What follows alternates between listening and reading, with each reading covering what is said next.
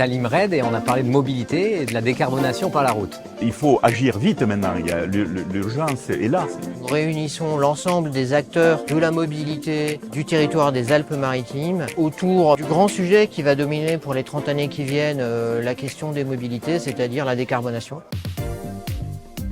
Pourquoi les Alpes-Maritimes? Parce que c'est un territoire qui est particulièrement concerné par ces problématiques, avec cette urbanisation très dense sur la frange littorale. Il y a des enjeux technologiques, mais il y a aussi quand même beaucoup d'enjeux de cohérence des acteurs et de gouvernance, qui sont celles de la mobilité du XXe siècle, et il faut qu'on invente celle de la mobilité du XXIe siècle. Il va falloir que l'ensemble du parc s'électrifie en l'espace maintenant désormais d'environ une quinzaine d'années. Effectivement, la manière d'accompagner ce développement, c'est d'implanter des bornes de recharge dans les domiciles, dans l'espace public, mais aussi il y a un endroit qui est stratégique, c'est l'autoroute pour permettre la mobilité électrique à longue distance.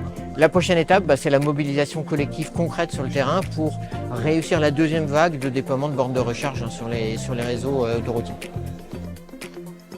Il est clair que sur la route, c'est l'autosolisme qui est dominant, et notamment pour les déplacements contraints du quotidien, longue distance, lorsqu'il s'agit d'aller au travail. Alors les mobilités partagées peuvent contribuer parce que déjà, si vous développez le covoiturage, bien évidemment, vous remplacez 2 voitures par une voiture, donc ça c'est une excellente raison. Et donc il faut développer d'autres services qui sont rapides à mettre en place et peu coûteux.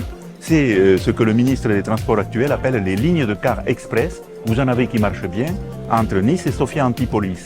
Eh bien, ces lignes, il faut les développer pour desservir, bien sûr, les zones d'emploi, l'hôpital, l'université, et ça peut être fait rapidement.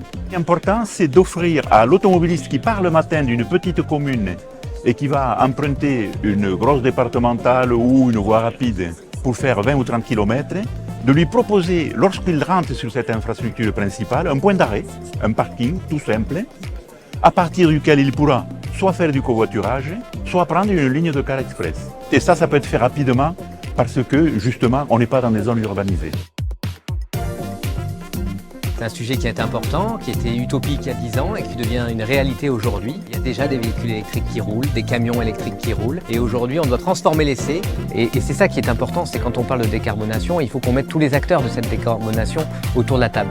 Et ça a été une vraie richesse parce qu'on a vu que réussir la décarbonation, c'est pas juste avoir des véhicules électriques qui correspondent aux besoins, mais c'est d'avoir les bornes électriques, la puissance énergétique, le transport de cette électricité. Ce qui est important de savoir, c'est qu'il y a plusieurs solutions.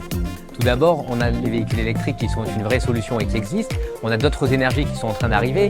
Et on voit que pour réussir cette décarbonation, il va falloir que chacun mette la main à la pâte. La décarbonation coûte de l'argent. Il faut investir massivement pour réussir. Donc soit il nous faut des accompagnements financiers, soit il nous faut des moyens financiers pour pouvoir décarboner notre solution. Donc de l'argent. Un changement culturel, parce que même si le dirigeant il a envie de décarboner, il faut aussi que ses clients aient envie de payer un peu plus cher pour avoir une solution propre. Tout le monde doit contribuer et ça sera une somme de petites solutions qui feront la solution globale. Ce monde, il est sous nos yeux et nous en sommes des acteurs. Petits, individuellement, mais ensemble, peut-être, on peut aller plus vite, plus loin. Merci.